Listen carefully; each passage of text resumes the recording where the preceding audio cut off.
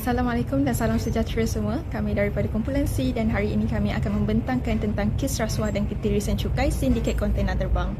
Cuba semua bayangkan, barang mahal yang sepatutnya dikenakan cukai tinggi boleh lepas macam tu je sebab ada pengisytiharan palsu dalam sistem.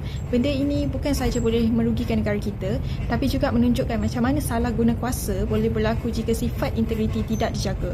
Kes ini berlaku di Pelabuhan Kelang dan sindiket ini dipercayai dah beroperasi sejak tahun 2014 sebelum berjaya ditumpaskan melalui Ops Transit pada Jun 2024. Dan dalam kes ini seramai 17 orang ditahan termasuk pegawai JKDM sendiri, ejen kastam dan juga orang awam.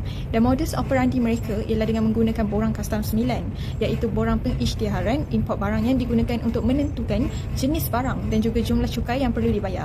Dan sindiket ini berlaku dengan pemalsuan maklumat di dalam borang tersebut dengan mengisytiharkan barang yang bercukai tinggi seperti auto parts dan juga gadget sebagai barang keperluan biasa supaya cukai yang dikenakan dapat dikurangkan ataupun dielakkan terus. Dan akibat daripada kegiatan ini, kerajaan kita telah pun dianggarkan mengalami kerugian sekitar 3.5 bilion ringgit Malaysia. Saya akan meneliti analisis kes ketirisan hasil di sempadan negara. Faktor pertama ialah kelemahan integriti pegawai. Data OACP mendedahkan hampir 79% aduan rasuah melibatkan pegawai yang meminta atau menerima suapan. Akibatnya, ada pegawai yang sanggup melepaskan kontena tanpa sebarang pemeriksaan fizikal. Seterusnya, modus operandi sindiket. Taktik yang digunakan sangatlah pantas. Kontena hanya masuk ke gudang selama 10 hingga 15 minit sahaja bertujuan untuk mencuci dokumen. Kelemahan ini membawa kepada pengisytiharan palsu terhadap barangan yang bercukai tinggi seperti komponen kenderaan dan gadget yang diisytihar sebagai keperluan seperti kursi roda dan tekstil. Analisis juga mendapati bahawa kelemahan kawalan dalaman juga menjadi faktor perkara ini berlaku. Unit integriti negara terlalu kecil untuk pemantauan menyeluruh. Selain itu, negara masih kurang menggunakan teknologi canggih seperti CCTV dan sistem pengimbas AI di sempadan negara. Faktor terakhir ialah hubungan akrab dengan ejen. Berurusan dengan ejen yang sama bertahun-tahun menjejaskan etika kerja. Ia mendorong penyalahgunaan kuasa, budi bicara untuk merendahkan amaun cukai secara haram. Laporan OACP menegaskan bahawa kelemahan sistem semak dan imbang serat yang sedia ada menyebabkan kuasa ini mudah disalahgunakan. Baiklah, sekarang kita akan lihat kepada implikasi. Pertama sekali, kes ni dia memberi kesan yang sangat besar kepada negara. Jumlah kerugian yang dianggarkan boleh mencecah RM3.5 bilion dan merupakan satu nilai yang sangat besar. Wang ni sepatutnya boleh digunakan untuk pembangunan rakyat seperti pendidikan, kesihatan, kemudahan awam dan pembangunan infrastruktur. Namun, akibat rasuah dan penyeludupan, negara kehilangan sumber hasil yang sangat penting. Selain itu, kes ini juga bercanggah dengan aspirasi Pelan Anti Rasuah Nasional ataupun NACP yang mahu Malaysia dikenali sebagai negara yang berintegriti dan bebas daripada rasuah. Seterusnya, kes ini dia memberi implikasi kepada Jabatan Kastam Diraja Malaysia, JKDM. Reputasi dan imej jabatan tercala kerana masyarakat mula hilang keyakinan terhadap sistem penguasaan yang sedia ada.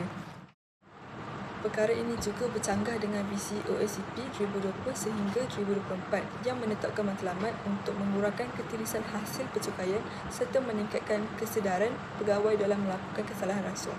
Kes ini juga menunjukkan masih terdapat kelemahan dalam sistem pemantauan yang boleh dimanipulasi oleh pihak tertentu.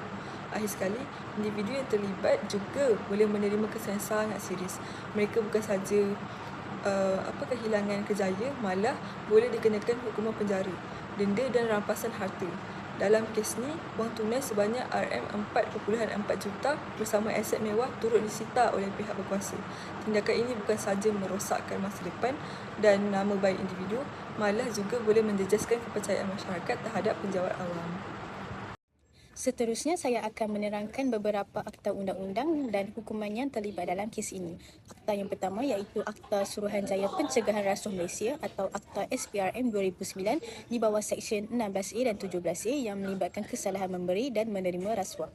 Hukuman yang boleh dikenakan ialah penjara sehingga 20 tahun serta denda sekurang-kurangnya 5 kali ganda nilai suapan atau RM10,000 mengikut makna yang lebih tinggi.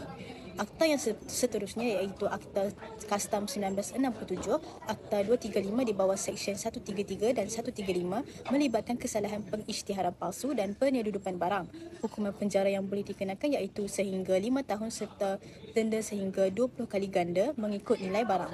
Akta yang terakhir iaitu Akta Anti Pengubahan Wang Haram atau AMLA 2001, Akta 613 di bawah Seksyen 4 dalam kurungan 1 melibatkan aktiviti menyembunyikan hasil wang haram. Hukuman yang boleh dikenakan ialah penjara sehingga 15 tahun serta denda tidak kurang daripada 5 juta ringgit. Seterusnya, terdapat 4 langkah strategi yang boleh dilaksanakan untuk menangani sindiket kontena terbang.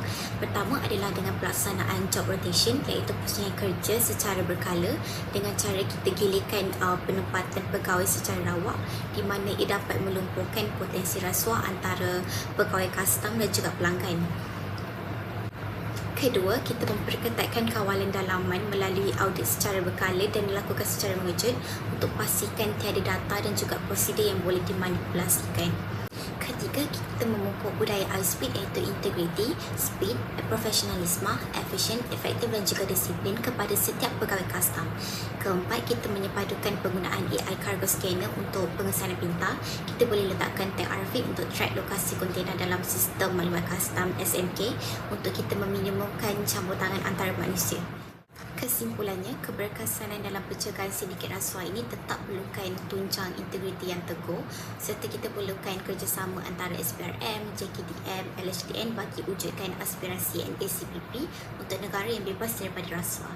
Itu sahaja daripada kami. Sekian, terima kasih.